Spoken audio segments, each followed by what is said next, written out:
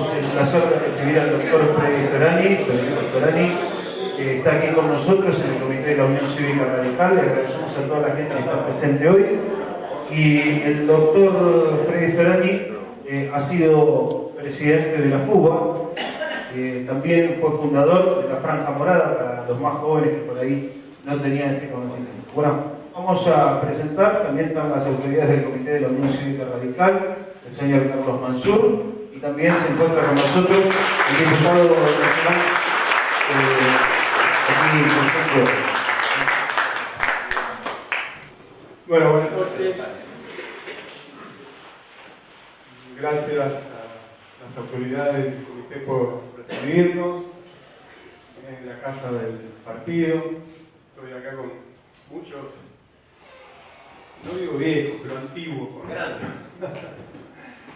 Porque, bueno, esta es una de las ciudades que yo más he visitado durante mucho tiempo. Incluso, lo acabo de decir con algún medio de prensa, durante un tiempo fue docente cuando se inició este muy buen proyecto que ahora es una realidad de la universidad. Y lo sigo haciendo, porque en realidad yo sigo siendo docente en la Universidad Nacional de La Plata, y para mí es un gusto reencontrarme con todos ustedes. Vamos a hacer una cosa, que es lo que vengo haciendo en prácticamente toda la provincia de Buenos Aires. Yo no voy a hacer un largo monólogo porque no me parece que sea ni el momento ni lo más adecuado. Yo voy a hacer una introducción con un análisis y luego hagamos un ida y vuelta, que es lo útil, lo bueno, lo positivo. Lo mismo que hice en la quinta sección electoral cuando estuve en Mar del Plata, es lo que hice en Vicente López cuando estuve en la sección primera, es lo que hice en Avellaneda cuando estuve en la sección tercera, es lo que hice en Roque Pérez cuando estuve en la sección séptima, y es lo que estoy haciendo ahora aquí con muchos amigos de la cuarta sección y de la ciudad de Junín. Para poner un punto de partida, porque sé que a veces se cuestiona lo que para mí fue una decisión histórica que le puso una bisagra a la historia argentina, que fue la Convención Nacional que se desarrolló en Gualeguaychú, que fue un ejemplo de democracia en su momento. En ese momento prácticamente toda la opinión pública vio al radicalismo como un ejemplo, un debate de más de 14 horas, democrático. A mí me tocó ser el vocero, el presidente del bloque, que tomó la decisión que finalmente se convirtió en la posibilidad de la fundación de la educación cambiaria. ¿Por qué lo hicimos? Lo hicimos porque, desde nuestro punto de vista, había que garantizar las dos reglas de oro del sistema democrático, que estaban en riesgo, extraordinariamente en riesgo. La primera de ellas es el equilibrio y el control del poder. No se olviden ustedes que Cristina Fernández de Kirchner había ganado la última elección presidencial con el 54% de los votos, y el que había salido segundo en esa elección, que fue Hermes Wiener, había obtenido solo el 17% de los votos. Eso no solamente era malo en la categoría presidencial, que hubiera tanta diferencia. Lo que traía consigo era peor todavía, porque significaba ocupar bancas en el Congreso de una mayoría absoluta que se convirtió, como bien alguien tituló, como una escribanía en su momento por parte del kirchnerismo y del populismo. Y la segunda de las grandes reglas de oro que tiene cualquier sistema democrático en cualquier lugar del mundo es la alternancia en el ejercicio del poder. Si no hay alternancia, no hay democracia verdadera. Cuando hay una tendencia a la hegemonía, hay una tendencia también al autoritarismo. Y esta combinación de tendencia al autoritarismo, de la tendencia a la hegemonía, necesariamente en todas las experiencias que uno puede estudiar de ejemplos de realidades políticas comparadas, tiende a la corrupción. Bueno, en Argentina creo que sobran los ejemplos. se dio el espectáculo más bochornoso de episodios de corrupción que ocurrieron durante la mal llamada década ganada. Vale la pena recordarlo una vez más, porque efectivamente puede haber décadas ganadas desde el punto de vista económico, social, cosa que no fueron. O décadas perdidas desde el punto de vista económico, pero ganadas desde el punto de vista político. Hoy casi todos los libros de texto que uno estudia, que mira, ponen al periodo, por ejemplo, de Raúl Alfonsín como la década ganada desde el punto de vista de la transición a la democracia extraordinaria, pero Alfonsín tuvo muy mala fortuna en la situación económica internacional, para decirlo en términos muy vulgares.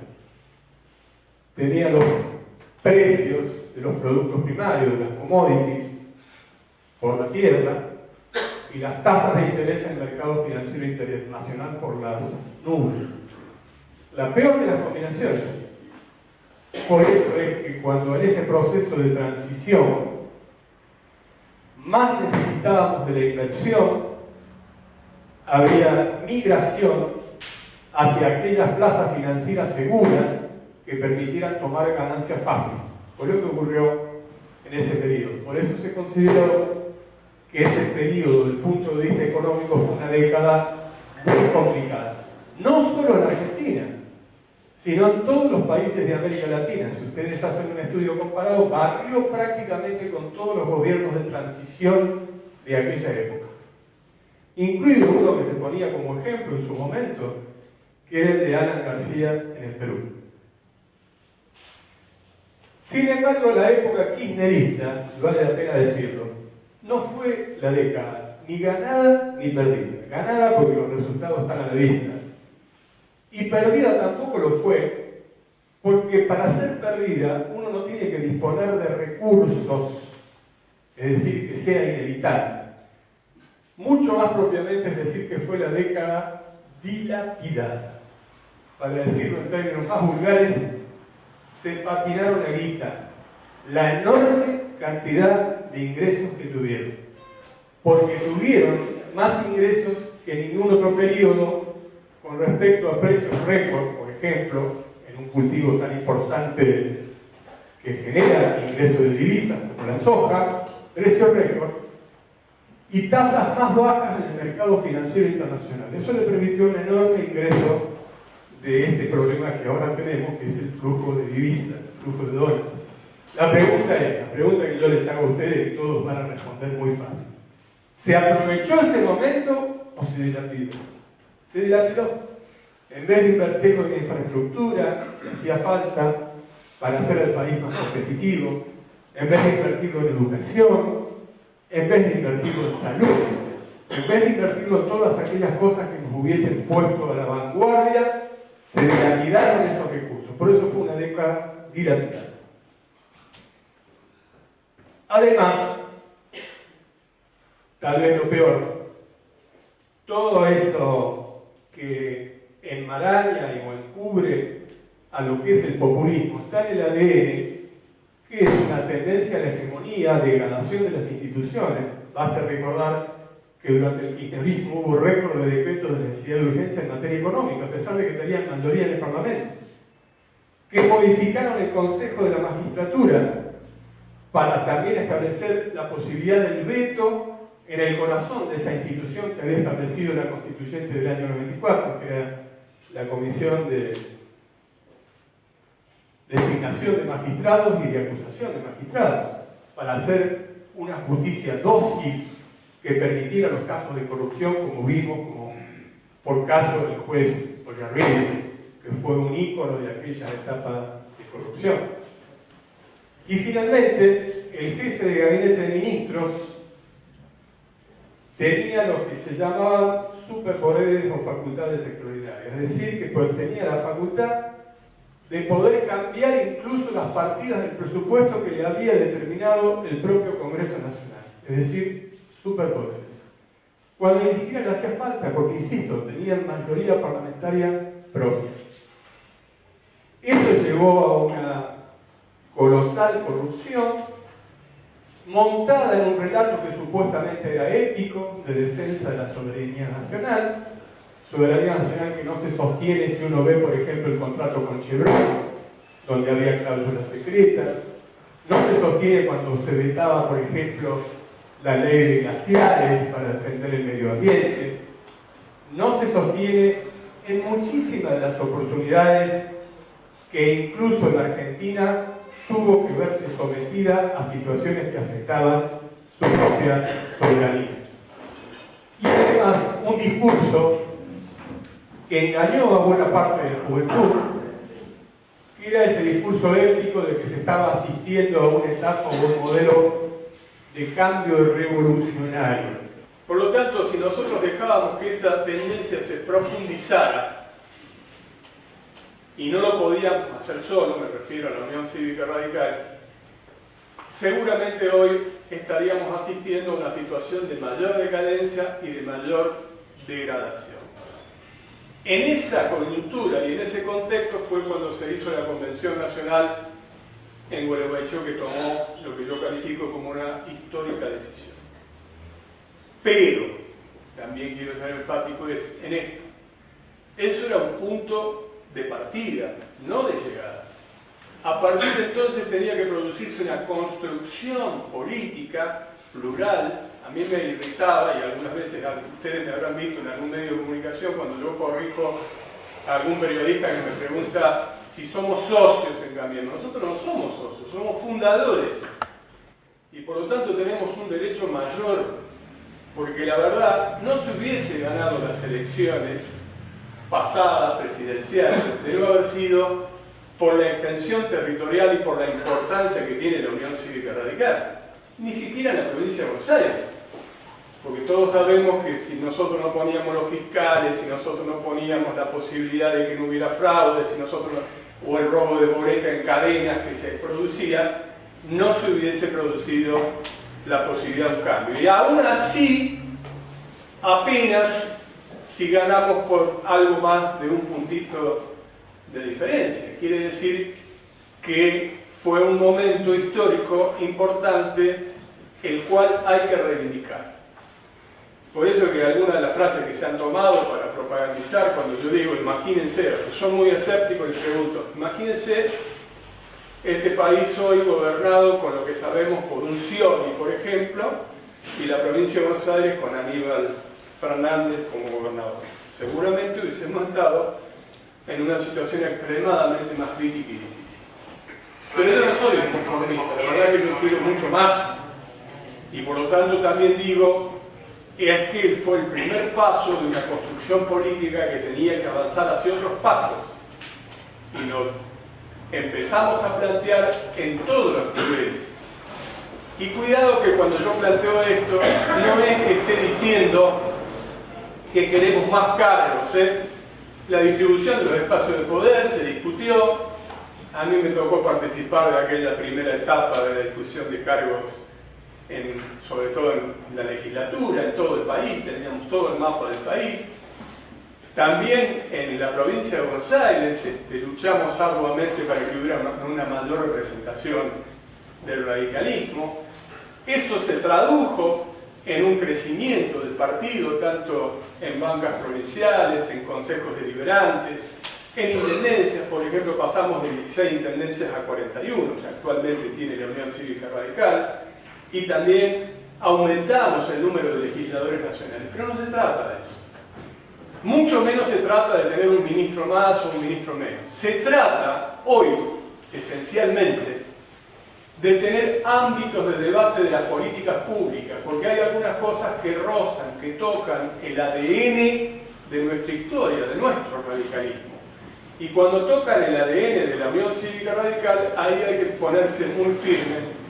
Y es ahí donde se planteaba el famoso tema que está en la tradición y en la historia más grata que nosotros podemos recordar, la más prestigiosa, de la intransigencia radical. La intransigencia no estaba planteada para poder hacer una política de acuerdo, estaba planteada en los principios de la Unión Cívica Radical. Y por lo tanto yo creo que hay que ser absolutamente intransigente cuando rozan los principios. Por ejemplo, algunas de las medidas que se tomaron nos incomodaron y lo hicimos público, como el caso de la designación por decreto inicialmente de los jueces de la Corte Suprema de Justicia de la Nación, que luego tuvo que enmendarse vía audiencias públicas, pero que tocaban lo que es nuestra tradición fuertemente institucionalista. O, por ejemplo, cuando públicamente hemos dicho que es altamente inconveniente pretender privatizar una empresa de energía como Trasener, que como ustedes saben es la empresa que transporta la energía de alto voltaje y que es altamente rentable, superavitaria, que tiene un extraordinario nivel de trabajadores especializados en la misma y que no hay ninguna razón para privatizarla, porque lo que está en discusión allí es la renta, es decir, quién se queda con la ganancia. Y es muy injusto que después que el pueblo argentino, que el Estado argentino hizo la inversión, puso esa empresa que hoy cotiza en bolsa y en materia del mercado internacional subió 400%, sus acciones y en el mercado interno al 600%, se plantee su privatización. No hay ninguna necesidad, porque aquellas palancas esenciales que hacen al dominio de recursos estratégicos es historia del radicalismo, de Irigoyen en adelante, Mosconi, Ilia, Alfonsín, etcétera, que tienen que estar en manos del Estado en la medida que las mismas puedan mantenerse en manos del Estado. Pero ¿qué es lo que hay que hacer entonces? Hay que poner en marcha y de pie este histórico partido. Esto que yo le decía en la introducción es que algunos de nosotros no quieren ningún cargo público. En lo personal, yo he sido 5 veces diputado nacional, he presidido un bloque de más de 90 diputados y he sido ministro del Interior. No quiero más nada. Al contrario, he sido muy honrado, generosamente, más allá de mis merecimientos, por mi partido. Por eso sí busqué un lugar en el Comité Nacional del Partido para poder retribuir lo mucho que en su momento el partido nos ha entregado a muchos de nosotros que tuvimos el honor y el orgullo de acompañar al líder de la transición democracia en la Argentina, como fue Raúl Alfonsín.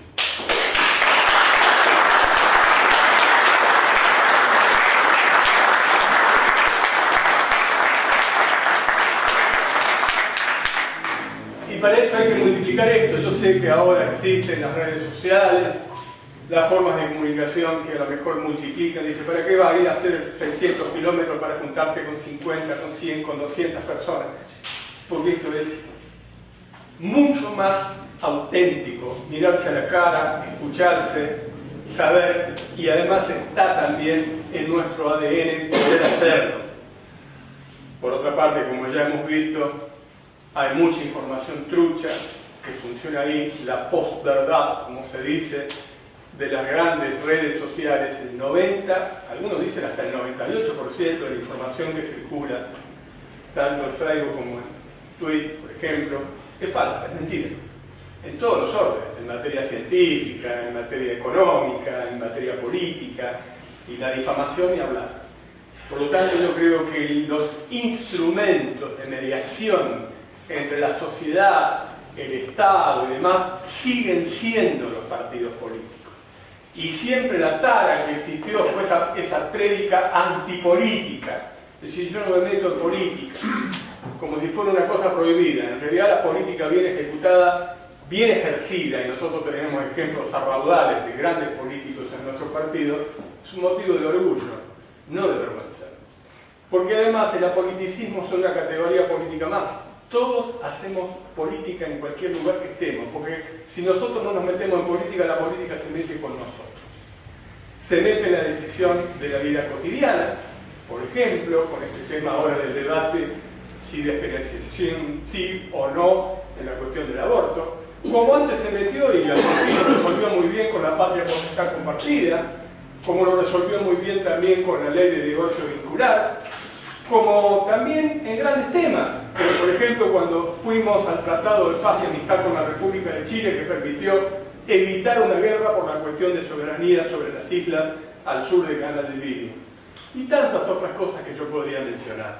Por lo tanto, en grandes temas, como en temas más que hacen a la vida cotidiana, siempre la cuestión es política, y uno no puede ser indiferente Y el canal normal que tiene que ser es un partido político, pero un partido político vigoroso, un partido político militante, un partido político que milite y que debata, un partido político que proponga. Y por eso que yo voy a concluir esta primera parte, porque después vamos a hacer un ida y vuelta, diciéndole que estoy recorriendo todo el país, sí, el país también, porque además quiero decirles que me acompaña Alejandro Echegaray. Alejandro Echegaray es diputado nacional, preside la Comisión de Recursos Naturales de la Cámara de Diputados de la Nación, ha sido secretario general de la Franja Morada a nivel nacional, que nos enorgullece. Este año pasado se conmemoraron 50 años de la fundación de la agrupación Franja Morada, y este año es el año del centenario de la reforma universitaria, que yo todavía me pregunto por qué se llama reforma y no revolución, porque creó una nueva legitimidad en la forma de su gobierno, en la forma de elegir sus representantes, y permitió que el pueblo llegara a la educación superior cuando era el corto de casa de los sectores más aristocráticos y oligárquicos. En aquella época, hace 100 años, existían solo 3 universidades nacionales: la Universidad Nacional de Buenos Aires, la de Córdoba y la de La Plata. Luego se incorporaron la del Litoral y la de Tucumán. Pero el número total de estudiantes que existía en ese momento era entre 10 y 12.000 estudiantes. Y sin embargo allí se produjo una revolución que se irradió por toda América Latina. Pero cuidado, la sonada revolucionaria se dio en Córdoba, pero coincidió felizmente con que en ese momento existiera un gobierno de otro prócer, como fue Hipólito Yrigoyen, que ayudó a que las universidades intervinieran y pudiéramos tener la educación que hoy tenemos, al menos en el nivel superior. Y eso fue también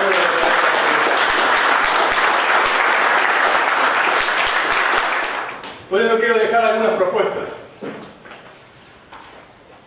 Bienvenido sea que ahora hay un planteo aperturista, pero desde mi punto de vista nosotros tenemos que plantear de que no es suficiente.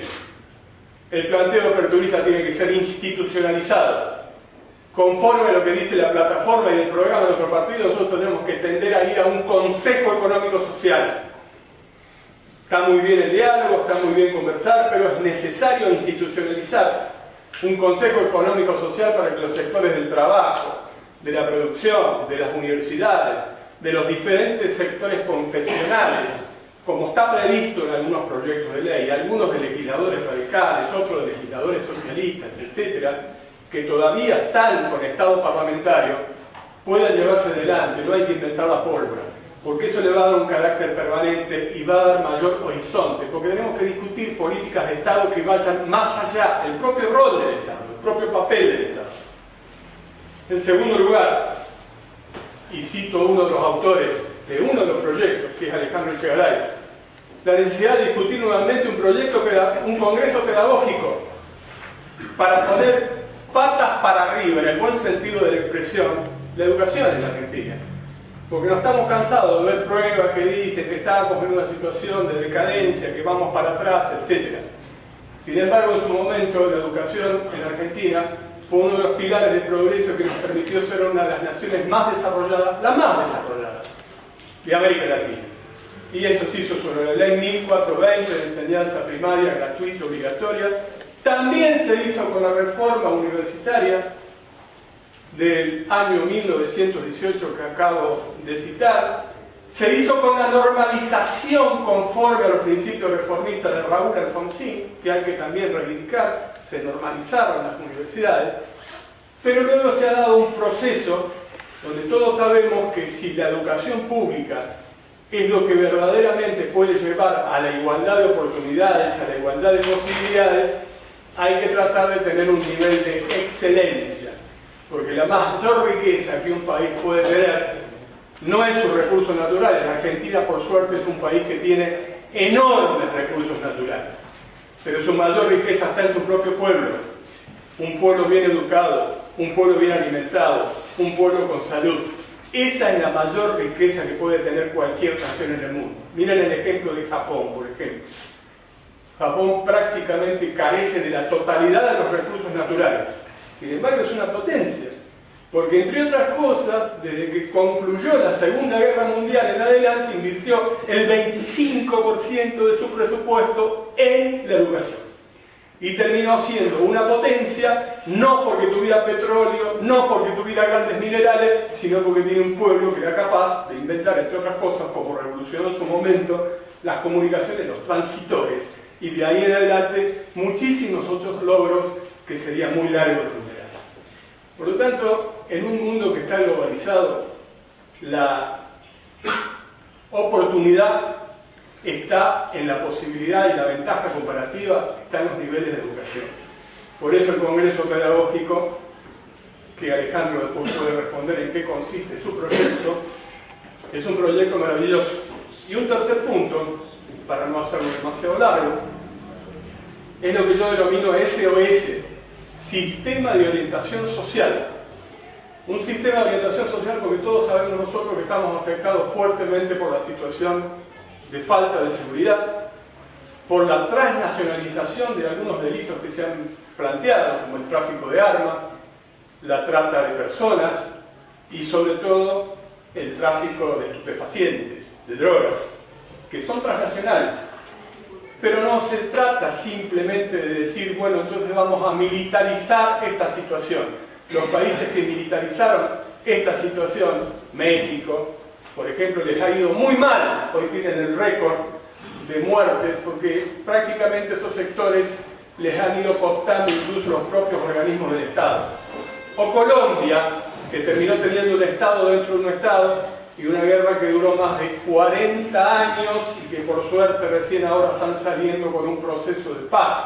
Pero si tenemos esos ejemplos en nuestro propio continente, no tenemos que repetir el camino que no corresponde. Lo que yo estoy pensando es fundamentalmente a los sectores más vulnerables, realizar un nuevo censo que tome una franja etaria entre los 15, 16 hasta los 20 años y aquellos sectores más vulnerables que no trabajan, no estudien, tengan una asistencia, por eso un sistema de orientación social que los contenga, que los ayude, que le dé salida laboral, que enseñe oficios, como existió en su momento en la Argentina de pioneros, como existió en su momento en la Argentina emprendedora. No hay peor consejero que el ocio, que esta situación de tirar planes solamente a la marchantas y tener una contraprestación laboral, porque eso va significando no solamente un enorme costo que no podemos solventar, lo dice bien Lutó varias veces, el Estado argentino de 5 pesos que gasta, de 5,1 no financia. Es decir, nos vivimos entonces cada vez haciendo una bicicleta en el endeudamiento cada vez mayor, hasta que vamos a terminar un momento volviendo a producir una situación de crisis que ya recurrentemente se produce cada tantos años. Para evitar esa situación hay que prever, hay que adelantarse y por supuesto en un mundo donde lo que hoy prima es la incertidumbre. Una de las críticas que yo le hago al gobierno, con todo adelantado, es que leyó mal el panorama internacional, porque no puede decir que no era previsible la suba de las tasas de interés en Estados Unidos. Cuando la Reserva Federal de los Estados Unidos subió la tasa de interés en febrero de este año, ya anunció que iba a seguir subiéndola durante todo el año, iba a seguir subiendo. Porque además la economía estadounidense, que es la más grande, a pesar de que se ha achicado en el tiempo, todavía sigue representando aproximadamente el 24% de la economía mundial. Y cada vez que se corrige la tasa de interés al alza, afecta a los países más vulnerables, pero nos afecta mucho más a nosotros que a Chile, que a Uruguay, que a Brasil, porque nosotros tenemos una situación de vulnerabilidad muchísimo mayor por estas situaciones que arrastramos de muchísimo tiempo, y esto es una de las cuestiones centrales que hay que debatir. Por otro lado, si tuvimos la mala suerte, porque es una mala suerte, que la primera potencia del mundo eligieran un personaje como Donald Trump, que juega a la guerra en todos los lugares, eso hace más imprevisible el mundo y eso aumenta la presión sobre las tasas de interés en el mercado financiero internacional y también el precio de algunos commodities de los cuales todavía somos muy dependientes, como el petróleo. El petróleo llegó a estar a 30% del barril de petróleo y ahora está cercano a los 80%. Y eso se traslada directamente en un país como el nuestro a los precios, por ejemplo, de combustibles. Y va generando una espiral que cada vez es más compleja. Ahora, esto era previsible, sinceramente. Algunos que se dicen muy modernos, que vienen analizando la situación, algunos de nosotros lo advertimos, incluso en algunas reuniones que tuvimos, que esta situación iba para este lado. Bueno, felizmente ahora han recapacitado y se ha producido una leve apertura. Tenemos que tener un partido muy militante, muy en pie, muy capaz de organizarse y redoblar el esfuerzo que hoy estamos haciendo para ser más escuchados, no por una cuestión de amor a la camiseta que la tenemos, sino por amor a la patria, que en definitiva es lo que nos compromete. Muchas gracias.